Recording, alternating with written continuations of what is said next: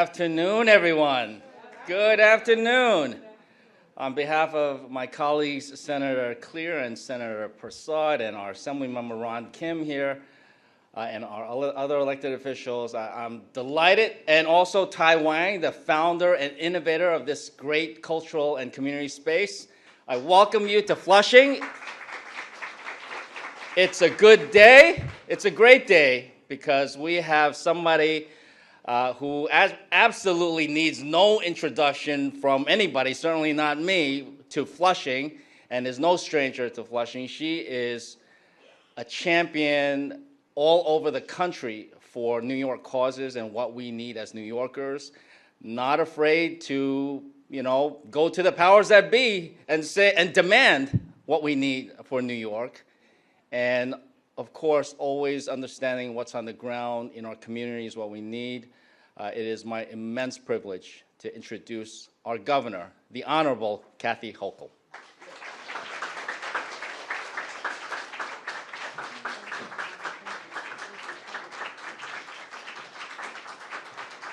Thank you, everyone.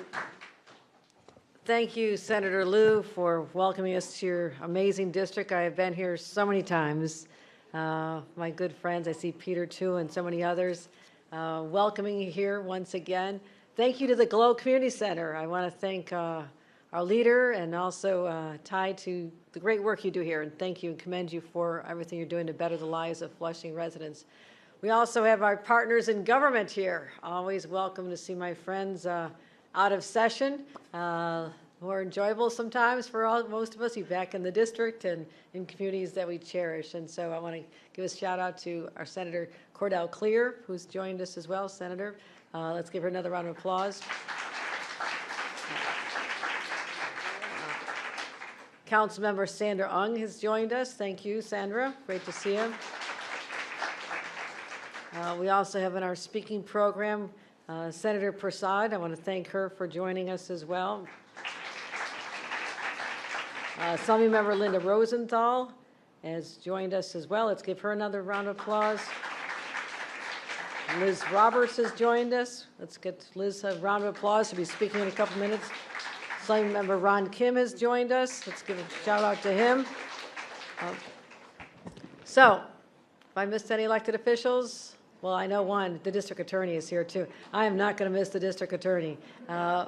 Melinda Katz, and she's someone who works deeply in the issue that we're addressing here today because the prosecutions of these crimes go through her office, and I want to commend her a special shout out for the work that she has done to let people know, not just in Queens, but all over the state of New York, we will enforce the laws and protect particularly the young women and girls who are subjected to human trafficking, but anyone who's subjected to these heinous crimes. So Melinda Katz, thank you for making sure that all of our residents are safe. Dr. Martin Luther King once said that exploitation of man by man is one of the most degrading and dehumanizing forces in our society. With respect to Dr. King, I'd like to add that the exploitation of women can even be more egregious. And I'm here to talk about one of the most enduring forms through history, truly, forms of that exploitation that's happening right here in New York State. Talk about human trafficking, forced labor, the buying and selling of people, literally. So let's just call it out what it is. And places like Queens and in this Flushing community itself know about this all too well. The neighborhood we're in today is one of the most highly trafficked, and that's not a good thing when you talk about human trafficking. It's the epicenter of trafficking for the entire country. Victims are often trafficked from impoverished countries. They have no hope. They think there's at least a chance of a better life. Or they're threatened with violence to themselves or their family members or loved ones. They're lured with false promises of better jobs and benefits like green cards. And even in our own country, you get teenage girls lured on social media to meet someone at a local coffee shop or a suburban mall. So there's social media predators going after our children, young people. And so it's a real crisis. And it's actually, this has infiltrated a large number of modern industries like agriculture and construction, food service, domestic work, and of course the illicit sex trade. And while circumstances definitely vary from case to case, what's consistent is the deeply harmful effect it has on the victims. These people lose control of their lives. They have no say. And these, as I mentioned, the most vulnerable victims are the girls and women, racial and ethnic minorities, often LGBTQ members, and of course migrants. Traffickers use a large variety of tactics to assert and maintain control over their victims, create fear and dependence on them, and often helps and stops people from leaving their circumstances. Even if there's an offer of help, we were just talking about this before we came out, that there's cases where people are offered to get out of the circumstance, but they're very cognizant there's someone still out there pulling the strings. And the fear is so ingrained in them, they can't just walk away. It's truly, truly a travesty. And so it really has become a form of slavery, people in bondage to others, going on here in New York and in communities like this. That's the reality check that's facing us right now. We can't ignore this. We can't turn our heads and say, no, that's happening. Human trafficking that happens elsewhere. It's happening in our midst. And there are people among us who are victimized. So think of the different circumstances when a man is forced to work with little or no pay, physically harmed if he tries to escape. That's just modern day slavery. When a teenage girl is lured away with promises of something else, a better life, and it becomes literally imprisoned and traded out, that's slavery. Or if a person's locked in a sweatshop, a woman can't leave as a domestic worker, that's another form of slavery. So this has many, many manifestations. You can't just say this is the prototypical case of human trafficking because it is so diverse. And it's really a sinister crime that happens in the dark underworld. Rarely is the light of day shined upon it. And the victims are betrayed by criminals who don't treat them like human beings. They see them as a commodity to exploit and make money off of. And so that's why my administration is standing up. And I thank people like Kelly Owens and others, part of our great team, for what they're doing. And Barbara Gwynn, the Office of Temporary and Disability Services, and Jeanette Moy, and all these other great people for what they do every day. They're focused on this. And we've established an interagency child labor task force because slavery of our children is happening today. We launched a multifaceted public education campaign to raise awareness about this, about trafficking and workers' rights when the line is crossed. We have a dedicated anti-trafficking unit within the Department of Labor because this happens so often in workplaces, and it reinforces our commitment to eradicate this crime. And we've signed critical legislation to provide support and resources to victims while ensuring that this crime is exposed for all to see. But today I'm here to stand here and tell you about some new initiatives to fight human trafficking. First, we're investing $2.3 million in our response to human trafficking program, supporting 11 service providers throughout the state for case management and victim services. So first of all, they need some money. Let's give them some more money.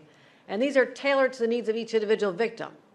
There's not a one-size-fits-all. They can help long-term assistance, short-term assistance, housing, medical, just getting them a job. But I think counseling is so important.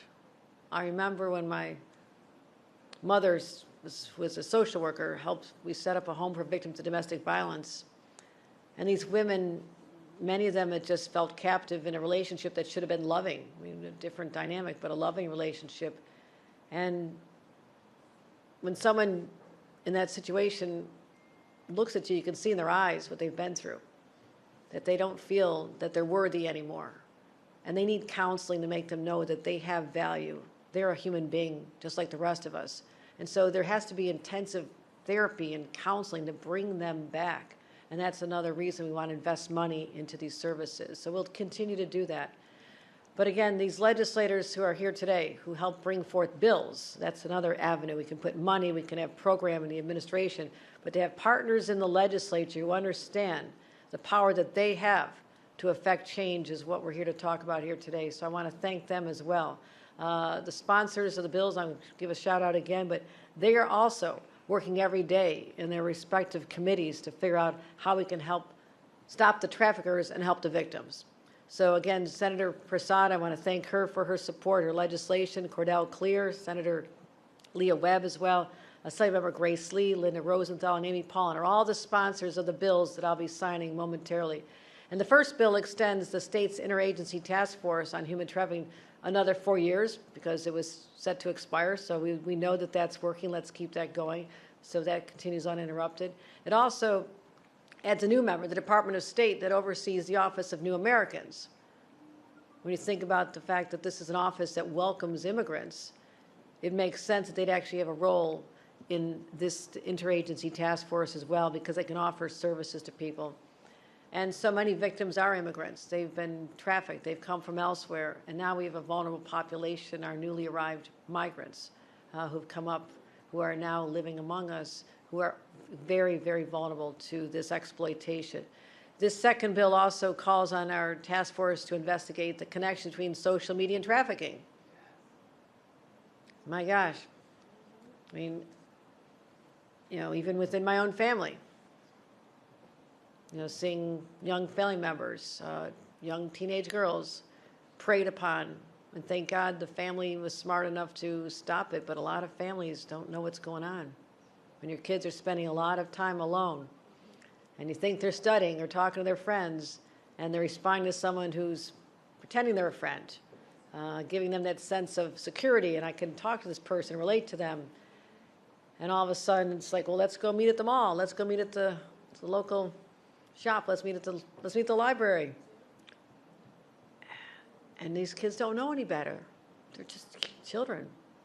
And these predators are so savvy. They absolutely can convince someone that they're just another young person who's interested, or someone in their school maybe. It's a whole web of lies and distortion and betrayal, but so many kids are wrapped up in this and get caught up. And there are enough cases we never see these children again. Utterly heartbreaking. So we will make those connections, we'll see those connections and help people understand the vulnerability and exposure of our children, because they're increasingly using technology to exploit victims, and it's just, social media has become a great tool in their arsenal. And it's also where they can identify and groom victims. So that's another area. But we're not going to just let them do this. We're going to continue to help with our homegrown strategies and hopefully prevent people from falling victim in the future. The remaining bills talk about critical information that should be available in public places. I mean, sometimes you see this, but a lot of times you don't. Public restrooms, lactation rooms, MTA and Port Authority stations and facilities, commercial airports. We have a lot of hotels near the airports. I was just talking to the district attorney about this. A lot of illicit activities going on in those hotels near our airports when people are coming in or being brought in. And at truck stops, and at New York State Thruway rest stops. You can see that some of what we're trying to talk about behind me. You'll now start seeing these in these very public spaces, transit centers, where people nationally and internationally are coming from. And sometimes a restroom is the only safe place someone can call from if they're trying to escape an individual, and the phone number is right there. Imagine that. That could be the difference between a life in bondage or freedom. That phone number that they can see, now promptly available because of the legislation I'm signing here today. So here in New York, we have no tolerance for this. We're going to continue to break this cycle of suffering so victims can change from victims into survivors. That's what we have to do. That is our goal here. So they can tell their stories. They can go out with confidence and courage, and maybe their voices can help stop someone else from falling into the same trap that they did. Everyone has a right to be free from fear, and they deserve to have that freedom.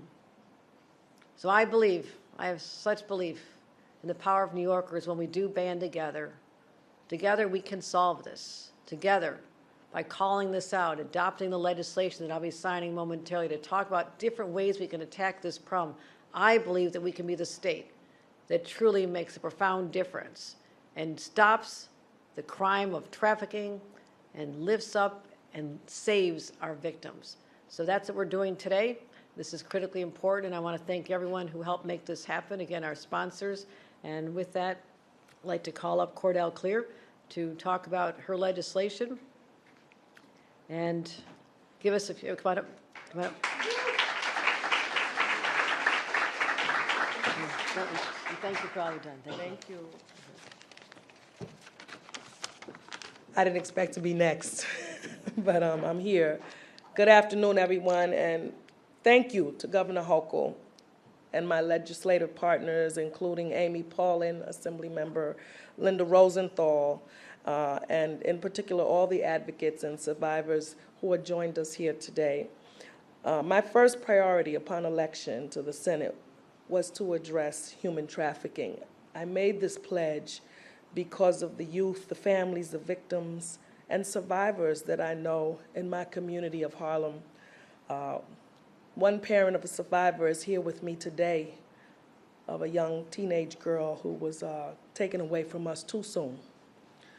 But today I'm proud that we're taking a series of steps in their memory and in their names to ensure that we wipe this vile crime off the face of our city and country. I'm particularly proud to have 3 bills in this package, including 2 that will spread awareness and empower survivors, and 1 that will explore in depth the connection between social media and human trafficking and propose solutions to shut down this pipeline.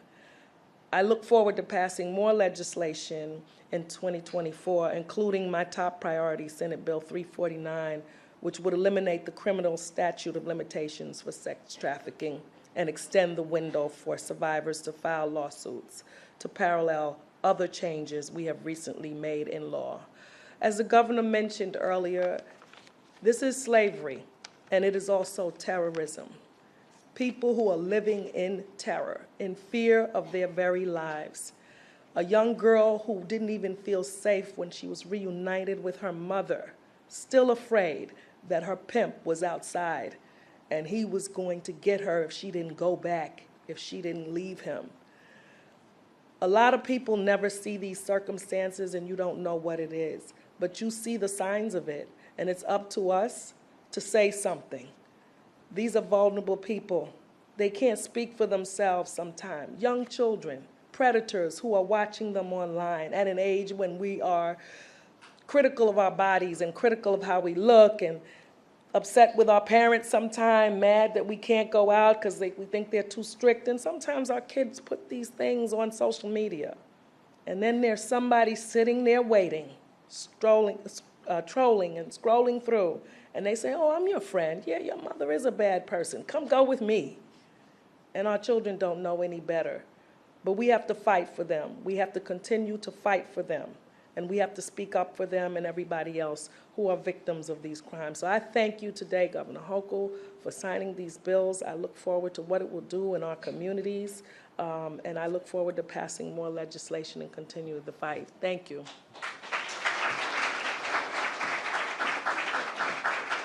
Please welcome to the podium Assemblymember Linda Rosenthal.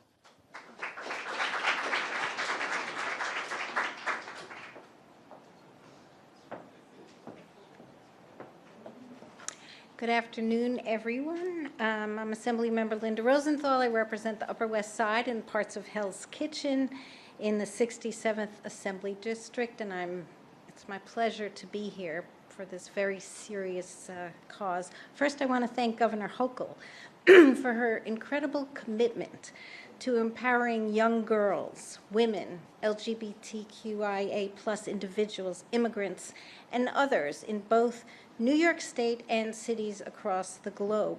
Human trafficking has no boundaries, and today's package of legislation will give many vulnerable people, whether they hail from New York or were trafficked here from elsewhere, the needed tools to escape abusive and volatile situations.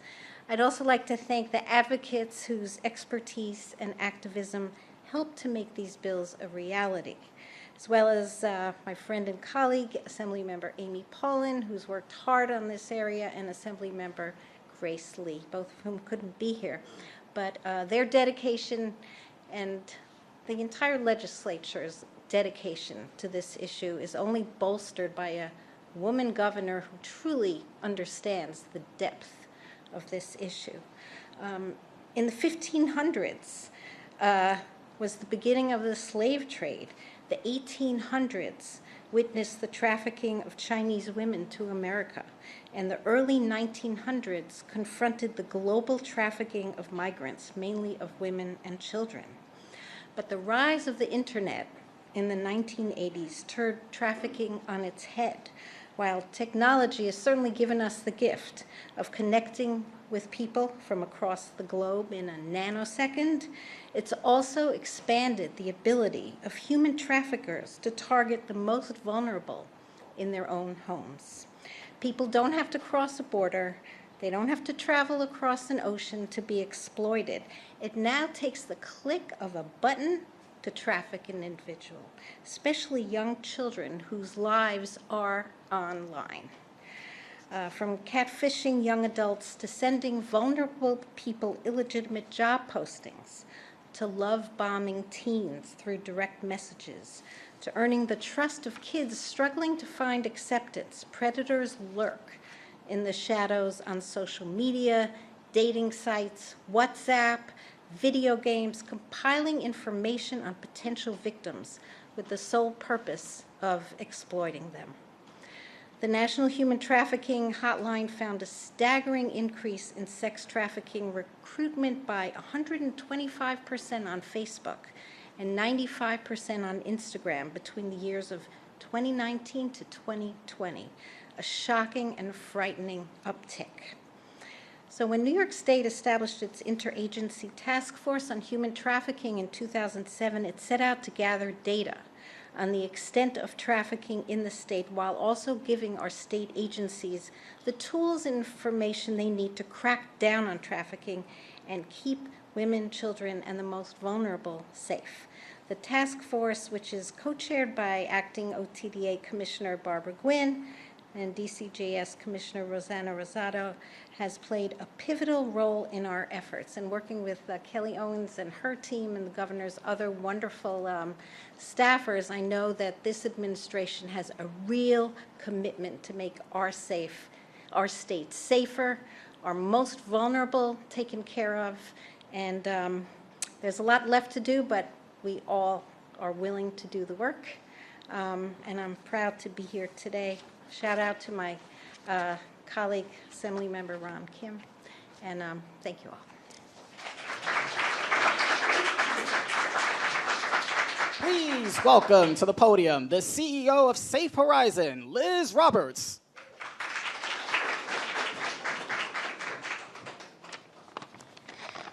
Good afternoon. I'm so pleased to be here in this incredible company and to have an opportunity to speak about human trafficking and what we see at Safe Horizon. So my name is Liz Roberts. I'm the CEO of Safe Horizon, and we are the nation's largest victim assistance organization. Every year, we offer support to 250,000 New Yorkers who have been affected by crime or abuse. Our approach is anti-racist, trauma-informed, and client-centered. And we are so grateful to all of the lawmakers here today who have fought to move the very real crisis of human trafficking out of the shadows, and especially grateful to Governor Kathy Hochul for her leadership and for signing these common sense bills into law.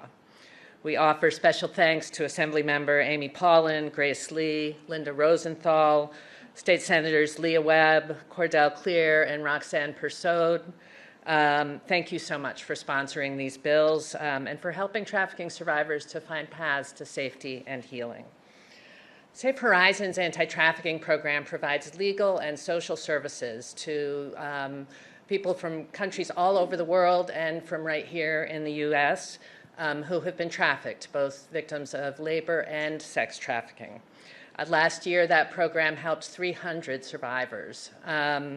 We also see trafficking survivors, unfortunately, in many of our other programs, in our domestic violence shelters, in our child advocacy centers, in our street work program for homeless young people.